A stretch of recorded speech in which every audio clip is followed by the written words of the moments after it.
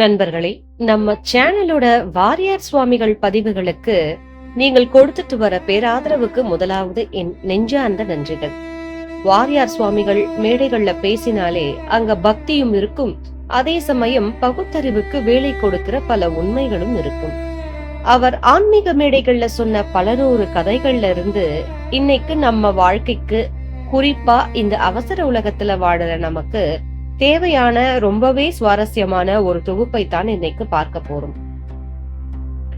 அவரோட அதே திருவேணி சங்கமம் பார்முலால தான். அதாவது ஒரு தத்துவம், அதை விளக்க ஒரு குட்டி கதை, நடுவுல நம்மள சிரிக்க வைக்கிற ஒரு டைமிங் ஜோக். வாங்க வீடியோவுக்குள்ள போலாம். முதலாவது தத்துவம் தானம் கொடுத்தல். நாம எல்லோரும் நினைக்கிறோம் பணத்தை சேர்த்து வச்சாதான் நம்ம கிட்ட இருக்கும், மத்தவங்களுக்கு கொடுத்தா குறைஞ்சிடும்னு. ஆனா வாரியார் சுவாமிகள் மேடையில சொன்ன தத்துவம் என்ன தெரியுமா? ஏன்பா, கிணத்துல இருந்து தண்ணியை இறைக்கத்தான் புது ஊற்று சுரக்கும். இறைக்காம அப்படியே வச்சிருந்தா அந்த தண்ணி பாசி பிடிச்சு வீணா போகும். அது போலதான் உன்கிட்ட இருக்கிற செல்வமும். நீ பிறருக்கு கொடுக்கத்தான் உன் வீட்டில் செல்வம் பெருகும். ஒரு ஊர்ல ஒரு பெரிய செல்வந்தர் இருந்தாராம். அவர் ரொம்ப நல்லவர். தினமும் ஏழைகளுக்கு அன்னதானம் செய்வார். ஆனா அவரோட பையனுக்கு இதுல சுத்தமா இஷ்டம் இல்ல. அப்பா இப்படி காசை வீணாக்குறாரேன்னு நினைப்பான். ஒரு நாள் அப்பா இறந்து போறார். பையன் கைக்கு சொத்து வருது. வந்த உடனே அவன் அன்னதானத்தை நிப்பாட்டினான். எல்லா காசையும் பூட்டி வைக்கணும்னு பெட்டியில் வச்சு பூட்டினான். ஆனா விசித்திரம் என்ன தெரியுமா? அன்னதானம் என்ன அடுத்த சில மாசங்கள்ல அவனோட பிசினஸ்ல பயங்கர நஷ்டம் வர ஆரம்பிச்சது. பேங்க்ல இருந்த காசெல்லாம் கொஞ்சம் கொஞ்சமா கரைய ஆரம்பிச்சது.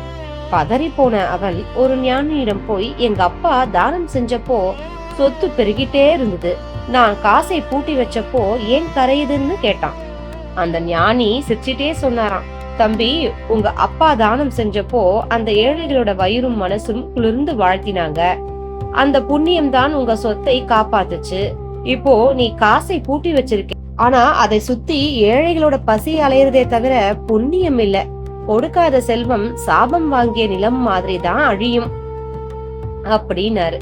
இதே தானம் தர்மம் பத்தி வாரியார் சுவாமிகள் மேடையில சொன்ன ஒரு செம்ம ஜோக் ஒண்ணு இருக்கு. ஒருத்தன் ரொம்ப கஞ்சனாம். அவன் ஒரு நாள் ஒரு ஜோசியக்கார்கிட்ட போய், ஐயா, என் கை ரேகையை பார்த்து நான் எப்ப பணக்காரன் ஆவேன்னு சொல்லுங்கன்னு கேட்டானாம். ஜோசியர் கையை பார்த்துட்டு, தம்பி, உன் கையில தர்ம ரேகையே இல்லப்பா, நீ யாருக்கும் எதுவும் கொடுக்க மாட்ட போலன்னாராம். அதுக்கு அந்த கஞ்சன் சொன்னானா, ஆமாங்க ஐயா, நான் யாருக்கும் எதுவும் கொடுக்க மாட்டேன். ஆனா மத்தவங்க கிட்ட இருந்து எப்படி வாங்குறதுன்னு வசிய ரேகை ஏதாவது இருக்கான்னு பாருங்க அப்படின்னானா. பாருங்க, மனுஷனோட பேராசை எப்படி இருக்கு பாருங்க. அடுத்த தத்துவம் நம்பிக்கை. வாழ்க்கையில ஒரு கஷ்டம் வந்த உடனே, ஐயோ என் விதி இப்படி ஆகிடுச்சேன்னு சோர்ந்து போறவங்களுக்கு வாரியார் சொன்ன பாடம் இது. விதியை மதியால் வெல்லலாம்னு சும்மா சொல்லலப்பா. உனக்கு வர்ற துன்பங்கள் எல்லாமே உன்னை செப்பனிட வர சோதனைகள் தான். இறைவன்ற மாபெரும் சக்தி உன் மேல வச்சிருக்க நம்பிக்கையை நீ முதல்ல புரிஞ்சுக்கணும். ஒரு சிற்பி ஒரு பெரிய பாறாங்கல்ல எடுத்துட்டு வந்து அதை உளியால செதுக்க ஆரம்பிச்சான். அந்த உளி பட்டு அடி தாங்க முடியாம அந்த பாறை அழுதுச்சான். ஐயோ வலிக்குதே, என்னை விட்டுடுன்னு கத்துச்சான். சிற்பி பாவப்பட்டு அதை அப்படியே ஓரமா போட்டுட்டு இன்னொரு கல்லை எடுத்தானாம். அந்த இரண்டாவது கல்லும் வலிச்சாலும் பொறுத்துக்கிட்டு அமைதியா இருந்தது. சில நாட்கள்ல அந்த சிற்பி அந்த இரண்டாவது கல்ல ஒரு அழகான விநாயகர் சிலையா மாத்திட்டான். ஊர் மக்கள் அந்த சிலையை ஒரு பெரிய கோவில்ல கொண்டு போய் வச்சு கும்பிட ஆரம்பிச்சாங்க. அந்த கோவிலோட வாசப்படியில அடி தாங்காம ஓடி போன அந்த முதலாவது கல்லை எடுத்து போனார்களாம். இப்போ கோவிலுக்கு வர்ற எல்லோரும் அந்த முதலாவது கல் மேல காலை வச்சு மிதிச்சிட்டு போய் உள்ள இருக்கிற சிலைக்கு தேங்காய் உடைச்சு கும்பிடுறாங்க. வாசப்படியில இருக்கிற கல் சிலையை பார்த்து கேட்டுச்சான், நாம 2 பேரும் ஒரே பாறையில இருந்து வந்தவங்க தான், உனக்கு மட்டும் ஏன் இந்த மரியாதைன்னு. அப்போ அந்த சிலை சொல்லுச்சான், அன்னைக்கு சிற்பி கொடுத்த உளி அடியை நான் பொறுத்துக்கிட்டேன், அதாவது துன்பத்தை. அதனால இன்னைக்கு சிலையா இருக்கேன். நீ அன்னைக்கு வலியை தாங்காம ஓடிட்ட, அதனால இன்னைக்கு எல்லோரும் மிதிக்கிற வாசப்படியா இருக்கேன். பாத்தீங்களா?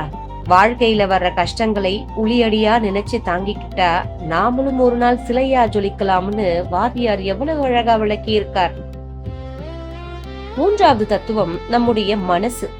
மனசை அடக்க தெரியாதவன் எவ்வளவு பெரிய சாம்ராஜ்யத்தை ஆண்டாலும் தோத்துதான் போவான்.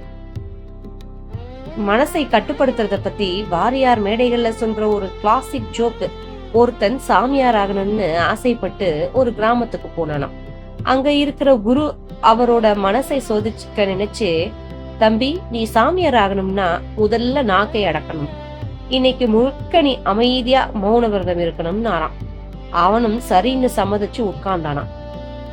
மத்தியானம் சாப்பாடு டைம் வந்துச்சு. அவனுக்கு பரிமாறின சாப்பாட்டுல உப்பே இல்லை. அவனால மனசை அடக்கவே முடியல. டக்குன்னு பக்கத்துல இருந்த சாமியார் கிட்ட, ஏங்க சாப்பாடுல உப்பே இல்ல, நீங்க எப்படி மௌனமா விரதம் இருக்கீங்கன்னு கேட்டானாம். அதுக்கு அந்த சாமியார் சொன்னாராம், அடப்பாவியே, நான் காலையில இருந்து வாயை திறக்காம மௌன விரதம் இருந்ததை நீ ஒரே நிமிஷத்துல கெடுத்துட்டியே அப்படின்னாராம். மௌன விரதம் இருக்கிற லட்சணத்தை பாத்தீங்களா? மத்தவன் தப்பை பேசத்தான் நம்ம நாக்கு முதல்ல துடிக்குமே தவிர நம்மை நாம அடக்க நினைக்காது. வாரியார் சுவாமிகள் மேடைகளை உதிர்த்த இந்த ஒவ்வொரு கதையும் ஜோக்கும் இன்னைக்கு நேத்து இல்ல, எப்பவுமே நம்முடைய வாழ்க்கைக்கு பொருந்தக்கூடிய நிதர்சனமான உண்மைகள்.